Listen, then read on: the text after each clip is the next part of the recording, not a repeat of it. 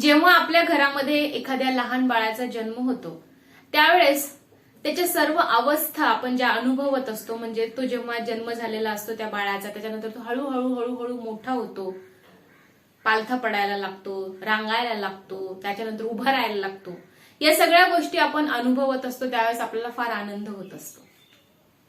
ज्या वेळेस त्या बाळाचा जन्म झालेला असतो त्यावेळेस त्याच्या शरीरामध्ये ज्या पेशी असतात किंवा जेवढ्या पेशींची संख्या असते तेवढीच पेशींची संख्या कायम राहत असते का? नाही. तर जसं जसं बाळ हा मोठा मोठा होत जातो तसं तसं त्याच्या शरीरामधील पेशींची संख्या देखील काय होत असते? वाढत जात असते. हे कशामुळे होत असतं? या सगळ्या गोष्टी आपण आजच्या व्हिडिओमध्ये पाहणार आहोत. आजच्या टॉपिकचं नाव आहे पेशी विभाजन. आजच्या व्हिडिओमध्ये आपण पेशी विभाजनाचे 2 प्रकार आणि त्या 2 प्रकारांमधला डिफरन्स देखील पाहणार आहोत, जो की परीक्षेसाठी अतिशय महत्वाचा ठरणार आहे. व्हिडिओच्या शेवटी आपण तो डिफरन्स पाहणार आहोत. सगळ्यात अगोदर ते दोन्ही प्रकार जे आहेत पेशी विभाजनाचे ते आपण डिटेलमध्ये शिकणार आहोत. पेशी विभाजन, ज्याला इंग्लिशमध्ये सेल डिव्हिजन असं म्हणतात. जो बाळ लहान होता तो जेव्हा मोठा मोठा व्हायला लागतो, हे कशामुळे होत असतं? तर पेशींचं तिथे डिव्हिजन व्हायला सुरुवात झालेली असते. ठीक आहे. एक पेशी तिच्यासारखीच डुप्लिकेट पेशी बनवत असते आणि तो लहान बाळ मोठा मोठा होत असतो. ठीक आहे. तर पेशींचं जे विभाजन आहे ते 2 प्रकारामध्ये विभागलं जातं. पहिलं आहे सूत्री विभाजन आणि दुसरा प्रकार आहे अर्धसूत्री विभाजन. यालाच इंग्लिशमध्ये सूत्री विभाजनाला मायटोसिस आणि अर्धसूत्री विभाजनाला मियोसिस असं म्हणतात. सूत्री विभाजनाचे परत 2 टप्पे किंवा परत 2 उपप्रकार पडतात. पहिला प्रकार आहे प्रकल विभाजन. याला सोप्या भाषेमध्ये केंद्रकाचे विभाजन असं म्हणू शकतो आपण आणि इंग्लिशमध्ये त्याला कॅरिओकायनेसिस असं म्हणतात. तर दुसरा प्रकार आहे सूत्री विभाजनाचा परिकल विभाजन. यालाच सोप्या भाषेमध्ये आपण पेशीद्रवाचं विभाजन असं म्हणू शकतो आणि इंग्लिशमध्ये याला सायटोकायनेसिस असं म्हणतात. त्या सगळ्यात अगोदर आपण सूत्री विभाजन काय आहे, त्याचे कोणते 2 प्रकार आहेत ते पाहूयात. तर पहिला प्रकार जसं की मी सांगितलं तो सूत्री विभाजनाचा किंवा मायटोसिसचा, तो आहे प्रकल विभाजन, ज्याला कॅरिओकायनेसिस म्हणतात. याला सोप्या भाषेमध्ये केंद्रकाचे विभाजन असं देखील म्हणतात, कारण याच्यामध्ये केंद्रक डिवाइड होणार आहे. ठीक आहे. केंद्रकाचं डिव्हिजन होणार आहे, विभाजन होणार आहे आणि त्याच्यापासून दुसरी पेशी किंवा 2 नवीन पेशी तयार होणार आहेत. एका पेशीपासून 2 नवीन पेशी तयार होणार असतात. याच प्रोसेसला प्रकल विभाजन किंवा यालाच सूत्री विभाजन असं म्हणू शकतो आपण, की ज्याच्यामध्ये एका पेशीपासून त्याच्यासारख्याच 2 डुप्लिकेट पेशी तयार होत असतात. आता बघा, इथे तुम्हाला समजण्यासाठी प्रकल विभाजनाच्या ज्या 4 अवस्था असतात किंवा ज्या 4 फेजेस असतात त्या इथे काढलेल्या आहेत. तर बघा, प्रकल विभाजनच होत असताना परिकल विभाजन देखील होत असतं. म्हणजेच केंद्रकाचं विभाजन होत असतानाच पेशीद्रवाचं देखील विभाजन होत असतं. त्यामुळे हा काही असा दुसरा सेपरेट असा प्रकार नाहीये, पण शिकताना आपण तसं म्हणतो की सूत्री विभाजनाचा दुसरा देखील प्रकार असतो, जो की आहे परिकल विभाजन, ज्याच्यामध्ये पेशीद्रवाचं विभाजन होतं. पण ज्यावेळेस केंद्रकाचं विभाजन किंवा सेल डिव्हिजन सुरू असते त्याच वेळेस ही देखील प्रोसेस सुरूच असते. ठीक आहे. तर फक्त एवढं इथे लक्षात ठेवा, परत मी सांगेलच परिकल विभाजन काय असतं ते. तर ही बघा, ही आहे एक पेशी, साधी पेशी, सोमॅटिक सेल याला आपण म्हणू शकतो, किंवा एक कायिक पेशी जी की आपल्या शरीरात सर्वत्र आढळत असते. त्वचा पेशीमध्ये असते, नर्व्ह सेल्स मध्ये असते.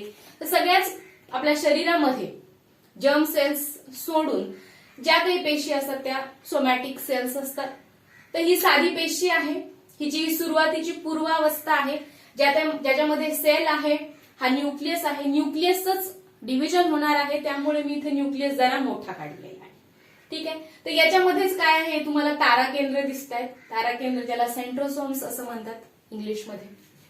तर प्रोफेज 2 प्रकारामध्ये दाखवलेली आहे किंवा 2 अवस्थेमध्ये इथे दाखवलेली आहे मी. एक आहे सुरुवातीची पूर्वावस्था आणि दुसरी आहे नंतरची पूर्वावस्था. आता इथे बघा, इथे न्यूक्लियसमध्ये, केंद्रकामध्ये तुम्हाला काय दिसत आहे? क्रोमोझोमचं जाळं दिसत आहे. ठीक आहे. मी सांगितलं होतं तुम्हाला, आता पेशी विभाजन आपण सगळ्या पेशी शिकल्यानंतर एवढ्या दिवसांनी का शिकत आहोत, कारण तुम्हाला आता इथे डीएनए काय असतो, क्रोमोझोम्स, गुणसूत्र काय असतात, हे सगळ्या गोष्टी माहिती झालेल्या आहेत. त्यामुळे पेशी विभाजन आता तुम्हाला इथे सोप्या पद्धतीने शिकू शकता, तुम्ही समजू शकता. त्यामुळे हा जो टॉपिक आहे तो आपण नंतर घेतलेला आहे. बरेच जण हा टॉपिक पेशी झाल्यानंतरच बघतात, ठीक आहे, पण त्यावेळेस तो अवघड वाटतो. आता तुम्हाला तेवढा अवघड वाटणार नाही. तर हा आहे केंद्रक, याच्यामध्ये आहे न्यूक्लिओलस, केंद्रिका, आणि परत काय आहे, डीएनए आहे. डीएनए मध्येच काय आहेत, ते क्रोमोझोम्स आहेत, ज्याची एक पातळ अशी दोरी आहे.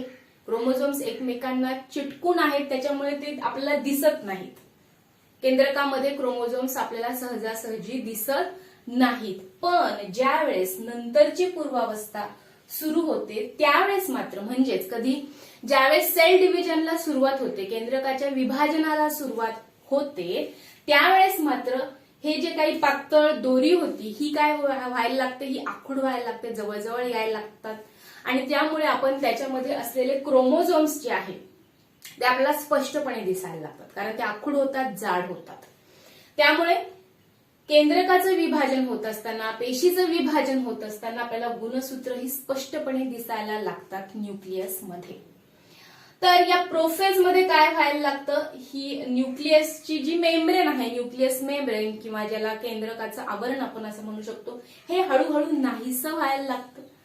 हे जे सेंट्रोझोम्स होत्या, तारा केंद्र जे होत्या, त्या लांब लांब जायला सुरुवात होते. एवढ्या सगळ्या गोष्टी कुठे व्हायला लागतात, प्रोफेज मध्ये. त्याचप्रमाणे केंद्रिका जी होती ती देखील थोडी थोडी नाहीशी व्हायला सुरुवात होत असते. नंतरची जी फेज आहे याला मध्यावस्था असं म्हणतात, ज्याला इंग्लिशमध्ये मेटाफेज असं म्हणतात. याच्यामध्ये जे सेंट्रोझोम्स आहेत ते दोन विरुद्ध दिशेला निघून जातात, आणि हे जे क्रोमोझोम्स होते ते देखील समांतर होतात. समांतर झाल्यामुळे काय होतात, समांतर झाल्यामुळे त्याचा जो, आता समजा हे क्रोमोझोम्स असतील, समजा अशा पद्धतीने, तर इथे हा जो त्याचा बिंदू आहे, तर हा बिंदू वरचा जो सेंट्रोझोम्स आहे तो खेचतो, आणि खालचा बिंदू खालचा सेंट्रोझोम्स खेचतो. या पद्धतीची एक प्रोसेस तिथे सुरू होते, ज्याच्यामुळे गुणसूत्रांचं विभाजन व्हायला सुरुवात होते. विभाजनासाठी सेंट्रोझोम्स मधून काय निघतात, तूर्कतंतू निघतात, त्यालाच प्रोटीन फायबर्स असं म्हणतात, जे की सेंट्रोझोम्सच्या क्रोमोझोम्सच्या मध्ये पोहोचलेले असतात सेंट्रोझोम्स पासून. इथून ही खेचण्याची प्रोसेस किंवा क्रोमोझोम्स ओढण्याची, ताणण्याची प्रोसेस मेटाफेज मध्ये सुरू होते. त्यानंतर पश्चावस्था, ज्याला अॅनाफेज असं म्हणतात, याच्यामध्ये हे जे क्रोमोझोम आहे यांचं विभाजन होतं, पूर्णपणे विभाजन झालेलं आहे, आणि गुणसूत्र हे अर्धे वरती आणि अर्धे खाली निघून गेलेले आहेत. ठीक आहे.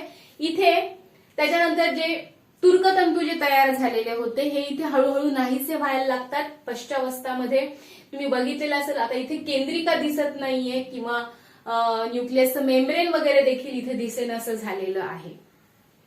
नंतरची जी शेवटची अवस्था आहे यालाच अंत्यावस्था म्हणतात, कारण ही शेवटची आहे अवस्था, याला इंग्लिशमध्ये टेलोफेज असं म्हणतात. याच्यामध्ये हे जे सेंट्रोझोम्स होते ते विलग झालेले आहेत, वेगवेगळे झालेले आहेत, आणि हळूहळू न्यूक्लियस मेम्ब्रेन इथे फॉर्म व्हायला लागलेली आहे, आणि हे जे क्रोमोझोम्स जे अर्धे अर्धे झालेले होते त्यांच्यामध्ये देखील आता त्यांचे डुप्लिकेशन झालेलं आहे, किंवा ते देखील वाढलेले आहेत, त्यांच्यासारखेच तयार केलेले आहेत, आणि त्यांच्यामध्ये ते केंद्रकामध्ये ते जाऊन गेलेले आहेत, आणि परत ते आपल्याला दिसेनासे झालेले आहेत, कारण आता सेल डिव्हिजन जवळपास संपलेली आहे. आणि त्यानंतर दोन वेगवेगळ्या पेशींची निर्मिती झालेली आहे, पण ती याच पेशीसारखी असते. म्हणजे समजा इथे जर 46 गुणसूत्र जर असतील, तर तयार झालेल्या ज्या दोन नवीन पेशी आहेत याच्यामध्ये देखील 46च गुणसूत्र असणार आहेत. ठीक आहे. तर आता परिकल विभाजन ही जी काही दुसरा प्रकार आहे सूत्री विभाजनाचा, तो देखील याच्यामध्येच होत असतो. ज्यावेळेस केंद्रकाचं विभाजन होत असतं त्यावेळेसच हळूहळू पेशींचं जो की बाहेरचं आवरण असतं त्याच्यामध्ये हळूहळू खाच पडायला लागते आणि ही खाच शेवटी अंत्यावस्थामध्ये जास्त वाढते आणि मग पेशी द्रवासह पेशीचं काय होऊन जातं, विभाजन होत असतं. यालाच परिकल विभाजन किंवा पेशी द्रव विभाजन असं म्हणतात. इथे फक्त एवढंच लक्षात ठेवायचं आहे की प्राण्यांच्या पेशींचं ज्यावेळेस विभाजन होत असतं त्यावेळेस दोन वेगवेगळ्या पेशी तयार होत असतात, पण वनस्पतींचं ज्यावेळेस विभाजन होत असतं एका पेशीपासून दोन पेशींचं, त्यावेळेस ह्या दोन पेशी ज्यावेळेस तयार होतात त्यावेळेस फक्त एक पेशी पटल यांच्यामध्ये असतं. अच्छा, जॉईंट असतात त्या. ठीक आहे, हे आहे पेशी विभाजन. हे वनस्पतीमधलं पेशी विभाजन आहे. ठीक आहे, आणि हे आहे प्राण्यांमधलं पेशी विभाजन. तर तुम्हाला इथे एवढंच लक्षात ठेवायचं आहे की सूत्री विभाजनाचे दोन प्रकार असतात, परिकल विभाजन आणि प्रकल विभाजन. याच्यामध्ये 4 फेजेस असतात किंवा 4 अवस्था असतात. एक आहे पूर्वावस्था, मध्यावस्था, पश्चावस्था आणि अंत्यावस्था. यालाच इंग्लिशमध्ये प्रोफेज, मेटाफेज, अॅनाफेज आणि टिलोफेज असं म्हणतात. तर तुम्हाला एवढंच लक्षात ठेवायचं आहे. तिसरी गोष्ट की जी जनक पेशी असते किंवा जी पॅरेंट सेल असते त्याच्यापासून ज्या दोन जन्य पेशी डॉटर सेल्स तयार होतात यांच्यामध्ये क्रोमोझोमची संख्या जी असते ती सारखीच असते. म्हणजेच डिप्लॉइड सेल पासून 2 डिप्लॉइड सेल तयार होतात. द्विगुणित पेशीपासून 2 द्विगुणित पेशी तयार होत असतात. तर एवढंच तुम्हाला सूत्री विभाजनामध्ये मायटोसिस मध्ये लक्षात ठेवायचं आहे. आता सूत्री विभाजनाची काय कार्य आहेत तर बघा, शरीराची झीज भरून काढणे. म्हणजे एखादा व्यक्ती समजा आजारपणातून उठला असेल तर त्याच्या शरीराची भरपूर झीज झालेली असणार आहे. एखादी स्त्री डिलिव्हरी नंतर तिच्या देखील शरीराची भरपूर झीज झालेली असते. तिची झीज भरून काढण्याचं काम ह्या मायटोसिस थ्रूच होत असतं. त्याचप्रमाणे आपल्याला जर एखादी जखम झालेली असेल तर ती जखम देखील सूत्री विभाजनानेच भरून निघत असते. एखादी जखम काही दिवसांनी भरलेली दिसते. का बरं? कारण सूत्री विभाजनामुळे तिथे नवीन पेशींची निर्मिती झालेली असते. तिसरा उपयोग किंवा कार्य आहे सूत्री विभाजनाचं रक्तपेशींची निर्मिती करणे. नवीन रक्तपेशींची निर्मिती करत असतात. शरीराची वाढ आणि विकास घडवून आणणे देखील सूत्री विभाजनाचंच कार्य आहे. त्याचप्रमाणे काही पेशी आणि मूल पेशींच्या विभाजनामध्ये देखील सूत्री पेशींचाच महत्वाचा वाटा असतो. आता आपण अर्धसूत्री विभाजन काय असतं ते पाहूयात. युग्मक आणि बीजाणू तयार करण्याची जी प्रक्रिया असते ती अर्धसूत्री विभाजनामुळेच होत असते. आता बघा, इथे परत मी ही डायग्राम काढत नाही कारण इथे आपण बघितलं की सूत्री विभाजनामध्ये 4 अवस्था असतात किंवा 4 पायऱ्या असतात. प्रोफेज, मेटाफेज, अॅनाफेज आणि टिलोफेज. त्याचप्रमाणे मियोसिस मध्ये या 4 पायऱ्या असतात सुरुवातीला आणि त्याच्यानंतर इथे ज्यावेळेस पेशीची निर्मिती होते 2, त्या पेशी परत अन्य 2 पेशी तयार करतात. आता ही जी पेशी आहे ही अजून एक पेशी तयार करणार आणि ही पेशी जी आहे ती अजून 2 पेशी तयार करणार. तर अशा पद्धतीने 4 पेशी तयार होत असतात आणि ही देखील ज्यावेळेस ह्या 4 पेशी तयार होत असतात त्यावेळेस त्याला म्हणायचं असतं मियोसिस 2 आणि ज्यावेळेस ह्या 2 पेशी तयार झालेल्या आहेत एका डिप्लॉइड पेशीपासून त्याला म्हणायचं आहे मियोसिस 1. म्हणजे 2 टप्पे असतात. फक्त मियोसिस मध्ये 2 टप्पे असतात. त्याच्यामध्ये 4 पायऱ्या असतात. पहिल्या ह्या 4 पायऱ्या आणि ह्याच पायऱ्या परत prophase 1, prophase 2, metaphase 2, prophase 1, metaphase 1, अॅनाफेज 1 आणि टिलोफेज 1 हा पहिला टप्पा ज्याच्या 4 पायऱ्या या. आणि दुसऱ्या टप्प्यामध्ये मियोसिस 2च्या वेळेस देखील प्रोफेज 2, मेटाफेज 2, अॅनाफेज 2 आणि टिलोफेज 2 या 4 पायऱ्या परत रिपीट होत असतात. ठीक आहे, एवढं लक्षात आलं की 2 टप्प्यांमध्ये 4 पायऱ्यांचं परत त्या पायऱ्या होत असतात. ठीक आहे, तर इथे फक्त तुम्हाला डिफरन्स हा लक्षात ठेवायचा आहे की इथे ही जी काही सिंपल सेल होती याच्यामध्ये 46 क्रोमोझोम्स जे होते पहिल्या पेशीमध्ये, तर अर्धसूत्री विभाजनामध्ये मात्र इथे 46च गुणसूत्र असतात. पण ज्यापैकी 23 गुणसूत्र हे आईकडून आलेले असणार आहेत आणि 23 गुणसूत्र हे वडिलांकडून आलेले असतात. ठीक आहे, आणि इथे हे जे काही क्रोमोझोम्स असणार आहेत हे होमोलॉगस असणार आहे, समजातीय असणार आहेत. ठीक आहे, यांचं डिव्हिजन इथे होत असतं. एवढं लक्षात ठेवायचं आहे. ही जी काही डिप्लॉइड सेल आहे त्याच्यापासून 4 एकगुणित किंवा 4 हेप्लॉइड सेल तयार होत असतात, ज्या की 23 गुणसूत्रांचे असतात. म्हणजे इथे जे काही 46 गुणसूत्र होते ते इथे 23, 23, 23 आणि 23 असे डिवाइड होणार आहेत. ठीक आहे. तर तुम्हाला इथे शॉर्ट मध्ये मी सांगते की आता समजा हे 46 गुणसूत्र असलेली ही जी सेल आहे हिचं डिव्हिजन होतं मियोसिस 1 या टप्प्यामध्ये. म्हणजे ह्या 4 अवस्था ज्या आहेत याच्यामधून 2 पेशी तयार होतात ज्यांच्यामध्ये देखील 46 गुणसूत्र असतात. यांच्यापासून परत 2 आणि याच्यापासून परत 2 अशा पेशी तयार होतात आणि हे होत असताना या प्रोसेसला म्हणायचं आहे मियोसिस 2. याच्यामध्ये ज्या पेशी तयार होतात त्यांच्यामध्ये 23 गुणसूत्र असतात. ठीक आहे.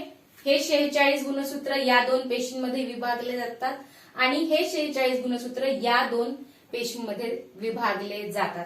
आता हे जे तयार होणारे जे 4 हेप्लॉइड सेल्स आहेत यांनाच काय म्हणायचं आहे, गॅमेट्स. आणि यांच्यामधूनच स्पर्म सेल्स किंवा ओव्हम सेल्स प्रोड्यूस होत असतात. शुक्राणू पेशी किंवा अंडाणू पेशींची निर्मिती या पेशींमधून होत असते. आता ही जी काही अर्धसूत्री विभाजनाची जी प्रोसेस आहे ही सेक्शुअल रिप्रोडक्शनच्या वेळेसच होत असते. ठीक आहे. जसं की सूत्री विभाजन संपूर्ण शरीरभर चालतच असतं निरंतर, तसं अर्धसूत्री विभाजनाचं नसतं. हे फक्त सेक्शुअल रिप्रोडक्शनच्या वेळेसच याचं विभाजन होत असतं या सेल्समध्ये. ठीक आहे. इथे फक्त एवढंच लक्षात ठेवायचं आहे की ही डिप्लॉइड पेशी असणार आहे जिचं विभाजन 4 हेप्लॉइड पेशीमध्ये होणार आहे. ठीक आहे. 4 हेप्लॉइड पेशींमध्ये यांचं विभाजन होणार आहे. हे एवढं इथे लक्षात ठेवायचं आहे. आता आपण या दोघांचं फरक बघूयात, जो की परीक्षेसाठी खूप महत्वाचा ठरणार आहे, किंवा ज्यांना हे आता काही कळालं नसेल तर त्यांच्यासाठी परत एकदा एक तक्ता दाखवील मी सूत्री विभाजन आणि अर्धसूत्री विभाजनाचा, ज्याच्यामुळे तुम्हाला डिफरन्स समजेल. आता सूत्री विभाजन आणि असूत्री विभाजनामधील फरक आपण बघूया. त्याचा तुम्ही स्क्रीनशॉट देखील काढू शकता नंतर. आता बघा, सूत्री विभाजनामध्ये गुणसूत्रांची संख्या जी असते ती कायम असते. जसं की 46 गुणसूत्र असतील तर 46च गुणसूत्र नवीन तयार होणाऱ्या पेशींमध्ये दिसणार आहे. इथे मात्र नवीन ज्या तयार होणाऱ्या पेशी आहेत त्यांच्यामध्ये गुणसूत्रांची संख्या जी की पॅरेंट सेलमध्ये जेवढी होती त्याच्यापेक्षा कशी होणार आहे, अर्धी होणार आहे. इथे सूत्री विभाजनामध्ये द्विगुणित पेशी या द्विगुणितच राहतात. ठीक आहे. डिप्लॉइड सेल या डिप्लॉइडच राहतात. तर इथे मात्र डिप्लॉइड सेल ज्या काही आहेत त्या एकगुणित होतात, म्हणजेच हेप्लॉइड होतात. एका जनक पेशीपासून 2 जन्य पेशी तयार होतात. जनक पेशी म्हणजे काय, पॅरेंट सेल ज्याच्यापासून पेशी विभाजन झालेलं आहे आणि 2 नवीन पेशी तयार झालेल्या आहेत ज्यांना जन्य सेल किंवा जन्य पेशी किंवा डॉटर सेल्स असं म्हणतात. तर एका पेशीपासून 2 जन्य पेशी तयार होत असतात सूत्री विभाजनामध्ये. तर अर्धसूत्रीमध्ये एका जनक पेशीपासून 4 जन्य पेशी किंवा 4 डॉटर सेल्स तयार होत असतात. केंद्रक विभाजनाच्या 4 पायऱ्या असतात. आपण बघितल्या होत्या, प्रोफेज, मेटाफेज, अॅनाफेज आणि टेलोफेज. इथे मात्र विभाजनाचे 2 टप्पे असतात आणि प्रत्येकाचे 4 पायऱ्या असतात, म्हणजेच 8 पायऱ्या असतात अर्धसूत्री विभाजनामध्ये असं देखील आपण म्हणू शकतो. पूर्वावस्था जास्त काळाची नसते. प्रोफेज जी असते ती सूत्री विभाजनामध्ये जास्त काळाची नसते, पण अर्धसूत्री विभाजनामध्ये मात्र प्रोफेज ही जास्त काळाची असते. सजातीय गुणसूत्रांचे जनुकीय विचरण होत नाही. सूत्री विभाजनामध्ये जे सजातीय गुणसूत्र, जसं की सजातीय गुणसूत्र म्हणजे काय, जे आईकडनं आणि वडिलांकडनं आलेले गुणसूत्र आहेत. समजा एखादं गुणसूत्र जे आईकडनं आणि वडिलांकडनं आलेलं आहे ते समजा आपल्या डोळ्याचा रंग जर डिसाईड करणार असतील तर इथे त्यांचं क्रॉसिंग ओव्हर होत नाही सूत्री विभाजनामध्ये. पण इथे मात्र जे होमोलॉगस क्रोमोझोम्स असणार आहे, सजातीय जे गुणसूत्र असणार आहे, त्यांचं अर्धसूत्री विभाजनामध्ये क्रॉसिंग ओव्हर होऊ शकतं. क्रॉसिंग ओव्हर म्हणजे काय, तर जे सजातीय क्रोमोझोम्स आहेत ते जवळजवळ येऊ शकतात विभाजनाच्या वेळेस आणि एखादं क्रोमोझोम हे आपल्यातील जीन्स हे दुसऱ्या क्रोमोझोम्स मध्ये आणि दुसरं क्रोमोझोम्स त्याच्यामधील जीन्स काही या गुणसूत्रामध्ये देऊ शकतं, म्हणजेच क्रॉसिंग ओव्हर होऊ शकते होमोलॉगस क्रोमोझोम मध्ये अर्धसूत्री विभाजनाच्या वेळेस. इकडे मात्र तसं होत नाही. पेशींची वाढ आणि विकासासाठी सूत्री विभाजन आवश्यक आहे, महत्वाचं आहे. तर इकडे युग्मके तयार करण्यासाठी अर्धसूत्री विभाजन हे महत्वाचं असतं. युग्मके म्हणजे काय, मगाशी सांगितलं मी, गॅमेट सेल्स जसं की स्पर्म सेल किंवा ओव्हम सेल्स. सर्व सजीवांमध्ये अपवाद आहे फक्त विषाणू, याच्यामध्ये सूत्री विभाजन दिसत नाही. नाहीतर सर्व सजीवांमध्ये सूत्री विभाजन दिसतं. जसं की पाल असेल तर पालीची जर समजा शेपटी आपण तिला जर मारायला गेलो तर ती घाबरून तिची शेपटी काय करते, तोडून टाकते आणि आपल्याला असं वाटतं की पालच खाली पडली आणि ती पळून जाते. आणि थोड्या दिवसांनी आपण परत जर त्या पालीला बघितलं तर परत तिला शेपूट आलेली असते. हे कशामुळे होत असतं, हे सूत्री विभाजनामुळे होत असतं. पेशींची डिव्हिजन होते आणि तिथे नवीन पेशी येत असतात. म्हणजे सर्व सजीवांमध्ये, फक्त विषाणूंमध्ये सूत्री विभाजन होत नाही. पण अर्धसूत्री विभाजन जे आहे हे प्राणी पेशी, वनस्पती पेशी आणि फंगाय यांच्यामध्ये दिसतं. ठीक आहे, तर हा आहे डिफरन्स. याचा स्क्रीनशॉट काढू शकता तुम्ही. आजच्या व्हिडिओमध्ये आपण विभाजन, पेशी विभाजन पाहिलेलं आहे आणि त्याचे जे 2 प्रकार आहेत. परीक्षेमध्ये याच्याविषयी फार कमी प्रश्न विचारले जातात.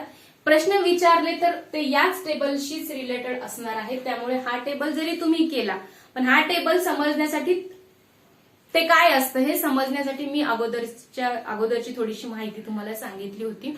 त्यामुळे तुम्हाला जर ती माहिती समजली असेल तर तुम्ही फक्त एवढा टेबल जरी केला तरी या टॉपिक साठी ते सफिशियंट असणार आहे. आपण आज पेशी विभाजनाची माहिती पाहिली होती.